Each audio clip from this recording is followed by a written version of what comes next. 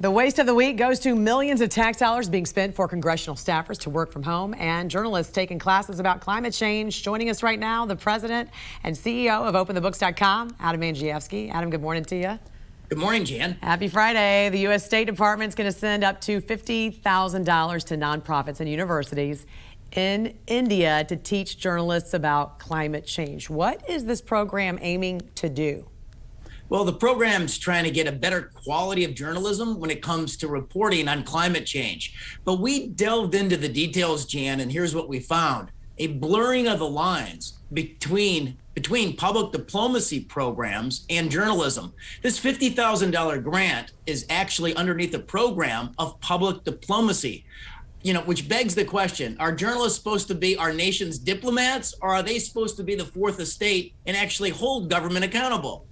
Yeah, and the big question, too, is we have 50 journalists that are supposed to be attending these workshops and publishing an article regarding climate change. Is it America's responsibility to influence India's new cycle?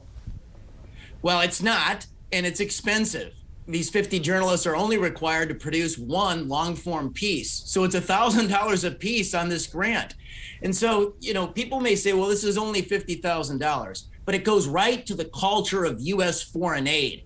Are we blurring lines? Are we turning journalists into diplomats? And, at the end of the day, it's expensive.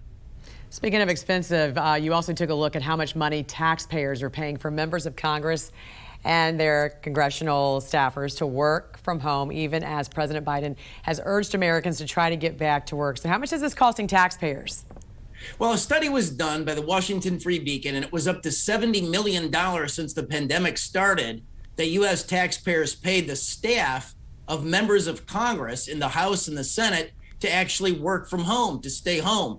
And this has problems because right now, even in March, 12 offices of U.S. senators were shuttered, were closed. So when constituents have issues, they can't come in to visit with their member of Congress because the office is closed. And what's interesting is Congress, as we know, is meeting in person. We see them on the floor of the Senate and the House every day. So what's the reasoning behind staffers teleworking? Is there any indication when everyone will be called back to work in person?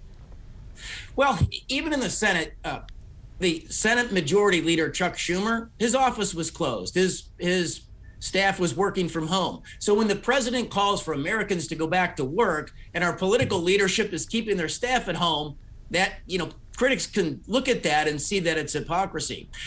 Furthermore, you got the House. Nancy Pelosi has actually allowed proxy voting. You actually don't have to show up as a member of the House to vote on a bill. And many of the members, as we've detailed on the program here with you, Jan, they're not showing up. A member from Hawaii only had 5 votes in the first 4 months of this year where he actually showed up to vote. So if the members aren't showing up, the staff aren't showing up,